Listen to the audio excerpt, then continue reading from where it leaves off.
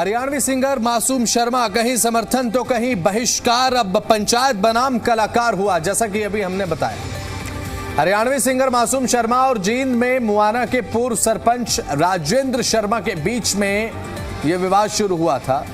Stage पर पूरा विवाद था। अब अल्टीमेटम पर आ चुका है विवाद। पूर्व सरपंच राजेंद्र शर्मा ने कहा मासूम शर्मा ने माफी की जलेबी सी उतार दी, अब वो सीधी माफी मांगे। इस विवाद को लेकर जींद में एक महापंचायत भी बैठी। महापंचायत ने बड़ा फैसला लिया। फैसला क्या लिया? फैसला यह हुआ कि हरियाणवी सिंगर मासूम शर्मा के शो जो वो अपने कार्यक्रम करते हैं पंचायतों में बैन कर दिए हैं। इसके बाद अब यह मामला और ज्यादा गर्मा गया है। अहम सवालों के साथ चर्चा की शुरुआत करूं उससे पहले एक रिपोर्ट आपको दिखाता हूं, उसके बाद चर्चा की शुरुआत करूं।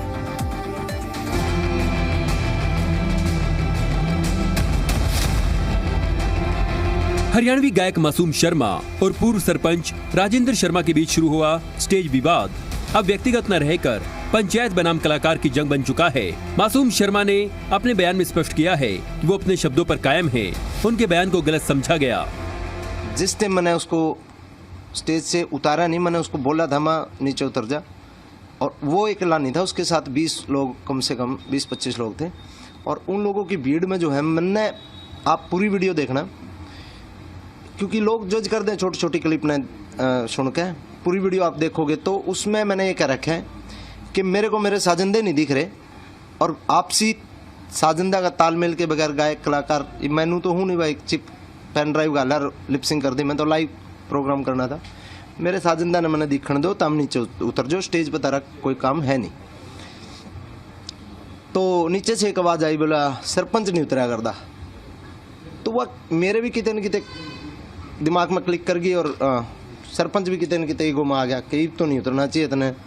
तो वो थोड़ा ईगो क्लैश का मामला था उस टाइम। और दूसरी बात जो मैंने बोली बुढ़ा कि भाई 70 सरपंच 40 जो बात है, वो एक हमारे हरियाणा में क्या है कि कहावत के रूप में यूज करा जाओ कि तेरे वर्गे 70 आने, तेरे वर्गे 150 फिर हैं, इस तरीके से। तो उस बात से अगर किसी भी जनप्रतिनिधि ने, किसी भी सरपंच ने, किसी भी भाई ने बुरा, तो मैं अपने शब्द वापस लेता हूँ। लेकिन मन ने जो बोला है वो एक तरीके से तकिया कलाम जैसे यूज होता है, उस तरीके से यूज किया गया। मासूम शर्मा ने जिस प्रकार से विवाद पर सफाई दी है वो सरपंचों को रास नहीं आ रहा। उनके बयान के लहजे और 70 सरपंच छाड़ने वाली टिप्पणी पर सरपंचों ने फिर नाराजगी जताई है। झज्जर, जींद समेत कई जिलों के सरपंचों ने उन्हें किसी भी गांव में शो न करने की खुली चेतावनी दी है। जींद में हरियाणा सरपंच एसोसिएशन की महापंचायत हुई। मासूम शर्मा को लेकर महापंचायत में बड़ा फैसला लिया। सिंगर मासूम शर्मा के खिलाफ कड़ा रुख अपनाया गया। हरियाणवी सिंगर मासूम शर्मा के शो पंचायतों में बैन किए। मासूम शर्मा सिक्योरिटी का दुरुपयोग कर रहे हैं। इस पूरे मामले को मुख्यमंत्री के संज्ञान में लाया जाएगा।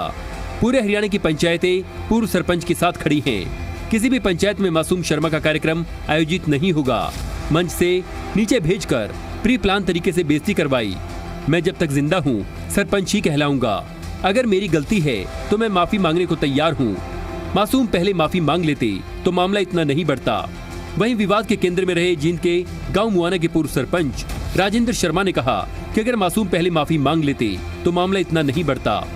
कि जो भाई ये गलत दिशा में इस मुद्दे को भटकाना चाहते हैं, जाति का रंग देना चाहते हैं, वो इससे दूर रहे।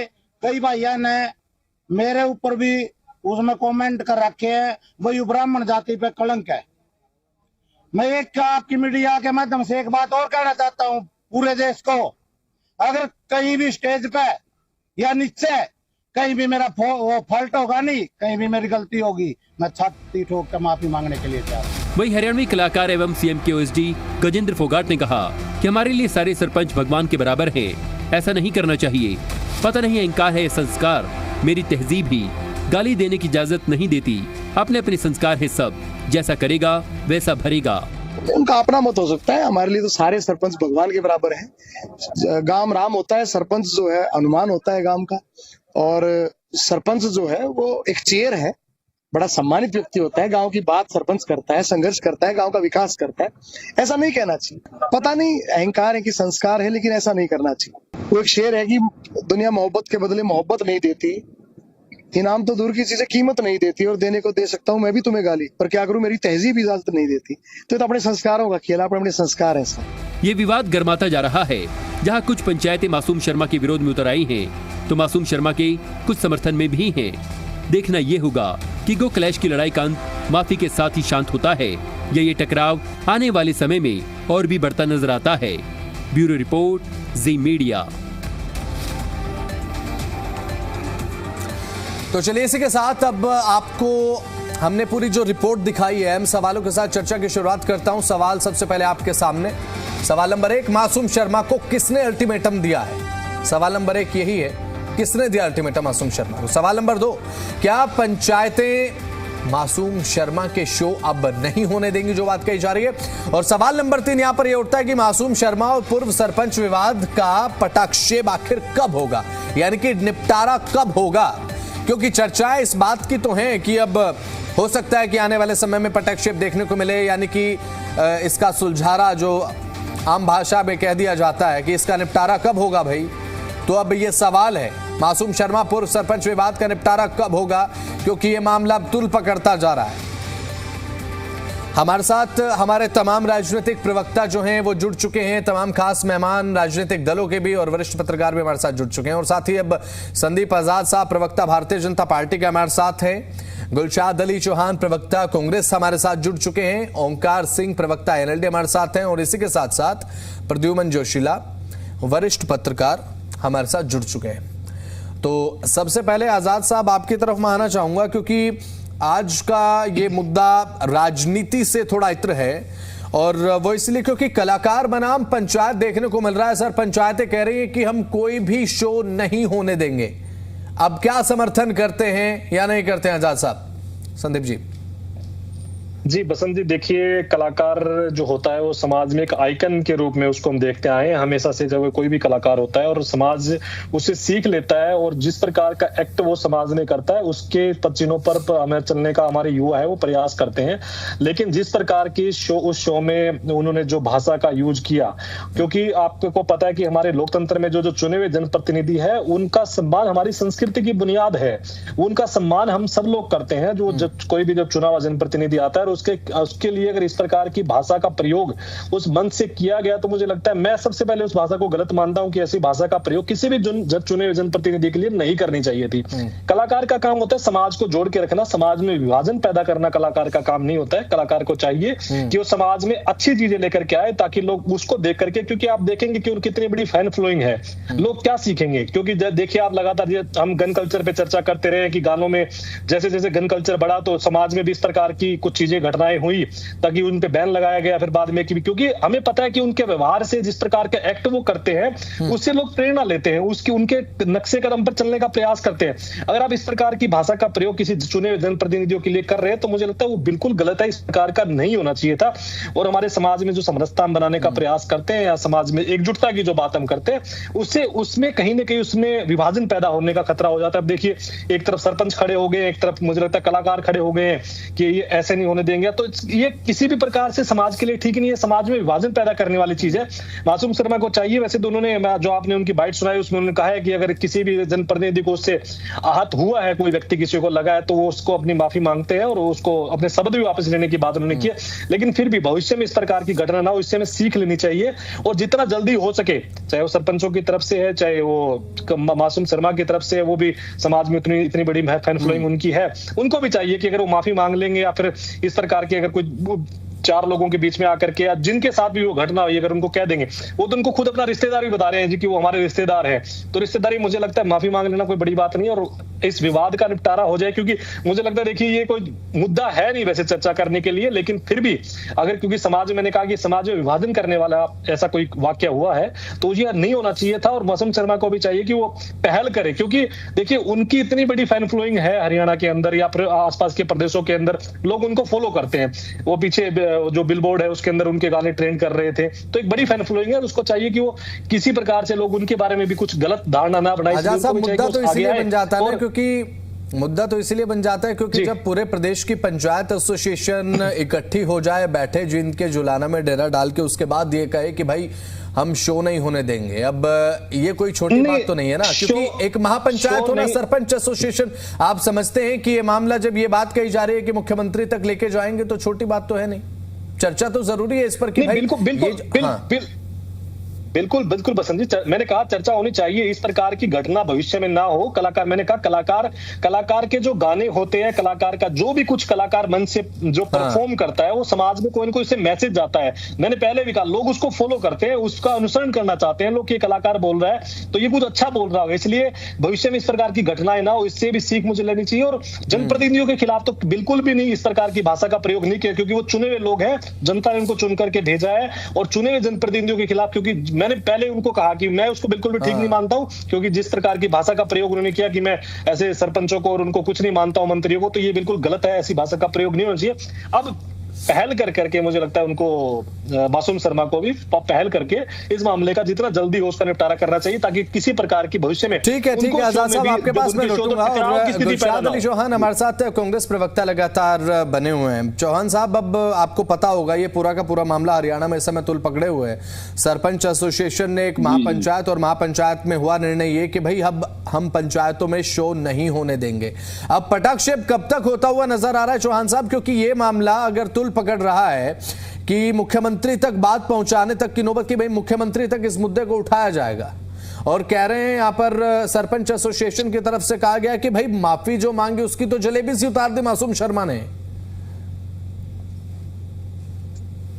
चौहान साहब, न्यूज चैनल के सभी दर्शकों को मेरी हार्दिक शुभकामनाएं और मेरे साथी प्रवक्ताओं को मेरी नमस्कार, आदाब। तो आज हमारा चर्चा का जो विषय है, मासूम शर्मा वर्सेस जो हमारी पंचायतों का फरमान आया है, उसके बारे में अभी चर्चा कर रहे थे मेरे बीजेपी के साथी प्रवक्ता। तो मैं सरकार से यही एक तरह से चाहता हूं कि सरकार अपने हक को अदा करे इसमें। अभी कुछ दिन पहले गजेंद्र फोगाट वर्सेस मासूम शर्मा का एक एपिसोड हुआ था, आप लोगों ने देखा है, चैनल पे भी चला है।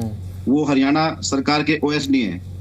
तो उसके बावजूद भी इन्होंने क्या किया, इसकी लोकप्रियता के सामने, मासूम शर्मा जी की लोकप्रियता के सामने उन्होंने गजेंद्र फोगाट को साइड लाइन कर दिया, क्योंकि इनको क्या है, ये हर चीज को वोट बैंक के नजरिए से देखते हैं। तो इन्होंने क्या किया, गजेंद्र फोगाट को उस टाइम साइड लाइन करके, वरना जब ये चीजें हुई थी कि भाई जो गन कल्चर के गाने हैं वो बैन करना कोई गुनाह नहीं है। दूसरी बात, सरकार को चाहिए कि इसके लिए जिस तरीके से बॉलीवुड के अंदर सेंसर बोर्ड होता है, इसी तरह पर इनको क्या करना चाहिए, हरियाणा में भी कोई भी हमारी जो हरियाणवी फिल्म इंडस्ट्री है उसके लिए भी कोई ऐसी मॉनिटरिंग एजेंसी बनानी चाहिए, ऐसा बोर्ड बनाना चाहिए जो कोई भी आपत्तिजनक जो भी उस चीज में आता है।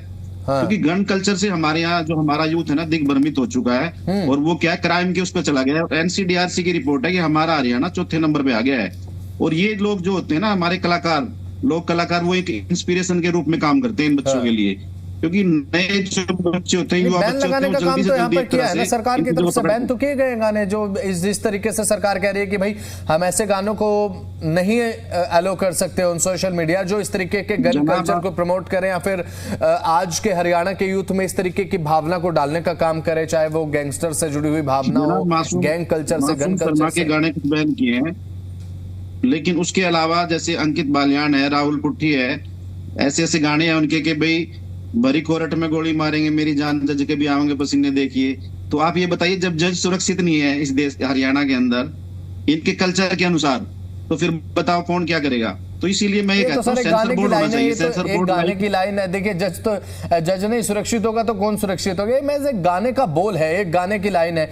लेकिन यहाँ पर इस तरीके के जब गाने बैन करने को लेकर बात होती है, चौहान साहब मॉडल मानते हैं, चौहान साहब जब इस तरीके के गाने को बैन करने की बात होती है, वहां से कलाकार बनाम पंचायत तक का पूरा प्रकरण देखा हमने हरियाणा में जो गैंगस्टर कल्चर जो है ना, वो इन्हीं की देन है। हमारे जो लोक कलाकार है ना, पहले क्या होता है, पंडित लक्ष्मीचंद थे, पंडित मांगेराम थे, राजकिशन अगवानपुरिया जी थे, जाट मेहर सिंह था, वो लोक संस्कृति के गीत गाते थे, ना कि वो गन कल्चर के गाने गाते थे।